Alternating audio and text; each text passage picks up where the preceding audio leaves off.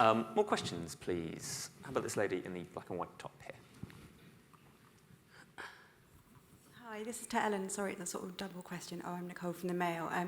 To me, Dory is perhaps Disney's first disabled heroine. I don't know whether you agree, but to me, she reminded me of somebody with like sort of dementia, and that it's quite moving seeing her really struggle with this disability.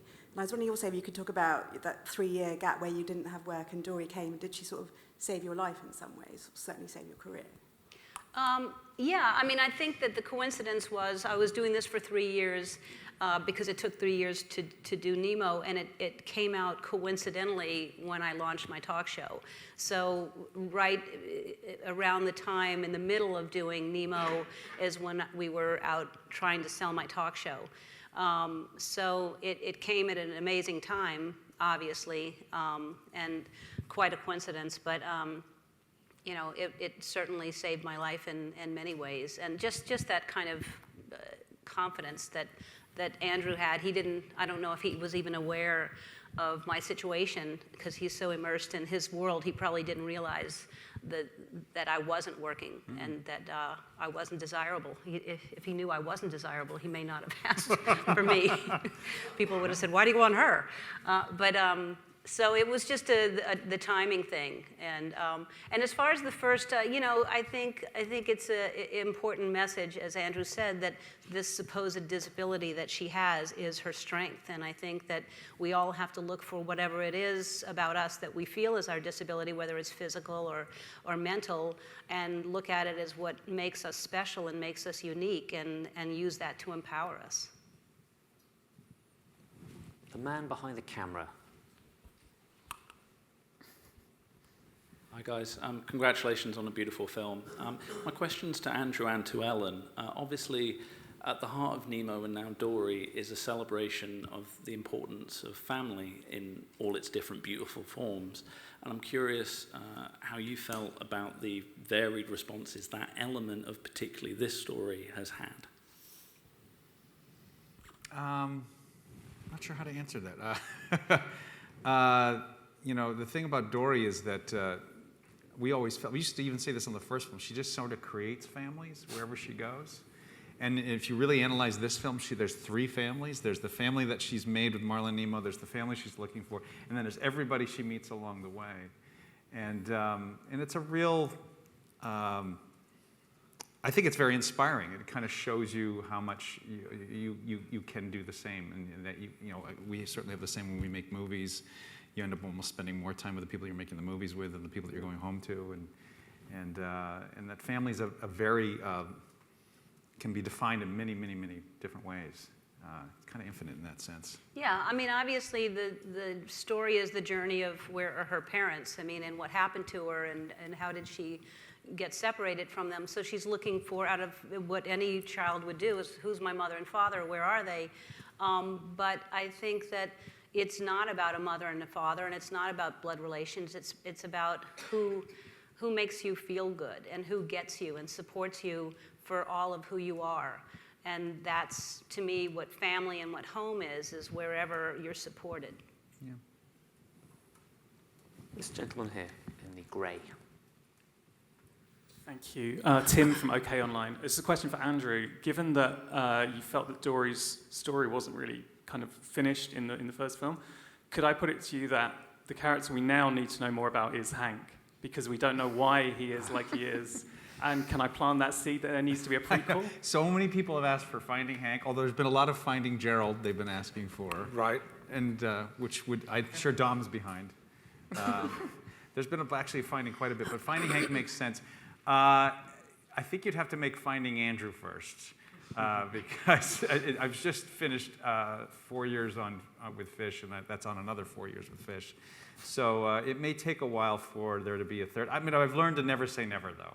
So I'm all for a great story if that's what it'll be. But it would be Finding Hank's tentacle. Yeah, it would probably be that more specific. It would just be one tentacle. It wouldn't be that hard to make. No. Sure. Just Be the one one tentacle. Sure. Yeah. Could be a horror film. It could be a horror film. Yeah.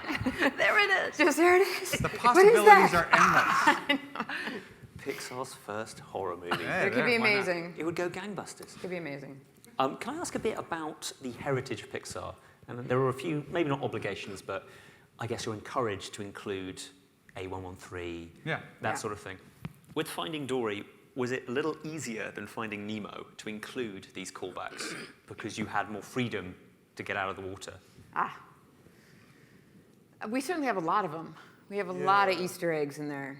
Some of them are the traditional ones. Some of them are ones that have never been in any of our films before. Well, the interesting thing for me is that Nemo was actually one of the first Easter eggs actively put into a Pixar film. The squeeze toy of Nemo was put into Monsters Inc. The end of Monsters Incorporated. But yeah, I don't know. We had. We always put one of the next film out. We always put something from the next film out. We always put A113. So there was, but they're not. We try to put them in the Pizza Planet truck. We try to put them places. It certainly was easier than like Dino. I mean, my God, we were like, how are they going to do that? But I know the pizza truck. How do you put a pizza truck in prehistoric times? But we try to put them in places that aren't obvious because what's the fun in that? So. Yeah. And we're told we're not supposed to say. I learned that the hard way. Oh no. But yeah, we're not supposed to say where the Pizza Planet truck is. I think we can say where A113 is, but I don't think it's in 2 places in the film. I think I worked it out. Did you? Okay. Is it on the tails of? Yes. Gerald? That's one of them. Yes. That's the They hard both one. say their ailments in it, Yes, and and their they pop tags up are and it's A113. A113. Yeah. Right, okay, because if I'd got that wrong, that would have been really That would have been embarrassing. really embarrassing. Can't have that. Anyway, more questions. This lady here. Hi there, Carrie from Diva Magazine. My question's for you, Ellen. Dory, as we know, suffers from short-term memory loss, which could come in handy from time to time. And I was wondering if there was any moments in your career that you'd rather forget happened. As opposed to now. I can't remember any. I don't. It seems really corny and cliche to say, but every single thing that's happened has been either a beautiful blessing or a lesson. And so I look at everything as a guidepost, and like even the most horrible things that supposedly horrible things or embarrassing things are character forming, and I'm grateful because it made me a more compassionate person, and I'm happy for everything that happened. Another question, please. Somebody new, if they wouldn't mind. This man here. He's new. He's so new. So fresh. You, David, from the Crack magazine. Ellen, did you find yourself adopting, actors talk about taking the parts home with them. Did you find that motor-mouth delivery kind of went with you when you went home? Or you like that anyway? Or... No, not really. It was, I mean, I'm in the studio and I'm immersed in it when I'm there. And then it's also, mainly what stays with me is the out-of-breathness of it all. And, Here it comes. It was, I would like those as outtakes, please, on the DVD of how many times you made me breathless or scream. I mean, because Dory was always left behind, so there was lots of, can you just do that one more time? It's like, how can you not use the from before? You already have that. I mean, and for 3 years, there was lots of that. So I took home anger and resentment or just bitterness. It was the first thing that you said to me after watching the movie. She walked in, she goes, where was all the panting that I So recorded? many times you wanted me to pant more. I think it's some weird, freaky, kinky thing you're into. Yeah, exactly. You've got that at home watching me just pant and scream. That's the third film right there, just you panting. I'm going to ask you, Dominic, did you take any bit of Gerald home? Was there a bit of sea line in you? No, but I play Rudder, don't I? Rudder, I right, play yeah. Rudder, yeah. Well, I think he was lazy. I think I was lazy before I met Rudder, and things haven't changed much since. So no, I think I just fitted rather well into the role, and probably that's why I came to mind when Andrew thought, who can we get into someone who just sits around on a rock all day in the sun, doing nothing? I know, there's that English. Dog, what was his name? I would love to have been in the studio when you were recording the off. Yeah, you jumped right to it. There was no difficulty getting there. But the difficult one was which Andrew does really well, and I can't. And I think Idris was even worse than me. So, is that you or me in the film? I think it's No, that's all us. you. Is it That's us? all you. Yeah. What the hell's this for? But he did it. Yeah. I would love it if you hadn't have put it in and just went, yeah. I bet he didn't make you do it lots, though. No. More questions. Just 2 to go, so make them incredibly good. Anybody? Lady in white.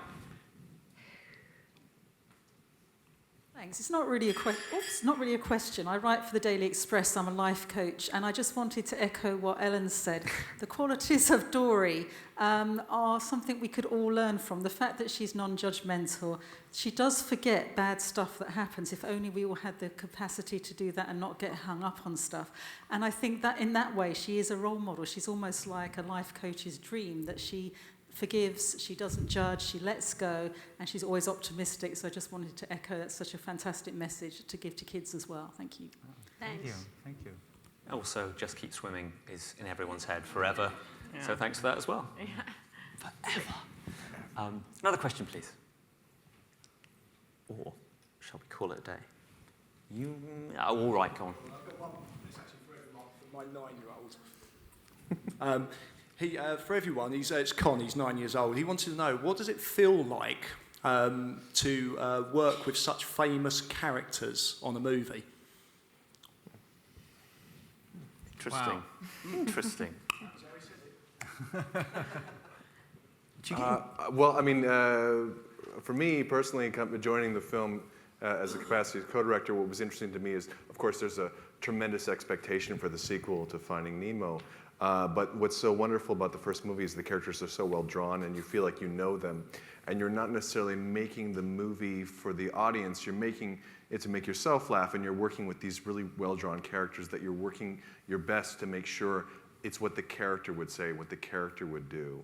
And so when you're making a sequel like this, you're just trying to do justice for Dory. And what's amazing for me, from my perspective, having worked on the first film, but then on this film, we worked very hard making Dory and working on her backstory, and then when we first got into the recording booth with Ellen, there was a whole side of it that we were missing, and we first heard her speak the lines again and really inform the character with her own sensibility. It really reminded us how three-dimensional the character is, and how the missing element of the vocal performance, and how that would inform the writing and the whole movie, since so much of it is based around Dory herself. And so it was discovering Dory not only for the movie, but for the audience and for ourselves, and rediscovering her. That was what was most exciting for me. And the new characters we were discovering along the way, but it was all came from Dory and all was based around her story. So it was a journey of discovery and reminding ourselves who these characters are. Yeah, it's described like it's going on a long car trip with people you already know, but the car trip keeps going on, and you end up talking about stuff you would have not talked about otherwise. And so you start learning more about Marlin and Dory and Nemo and stuff. And then, of course, meeting the new characters is always half the fun. New character. Mm-hmm. Well, thank you so much, everybody, for coming down. And please give a warm round of applause to the wonderful Andrew, Ellen, Lindsay, and, of course, Dominic and Angus. Please. Ladies and gentlemen, you're watching Hey You Guys! Hey You Guys, huh? Hey You Guys. Is that from the Goonies? It is indeed, yes. Nice. Hey You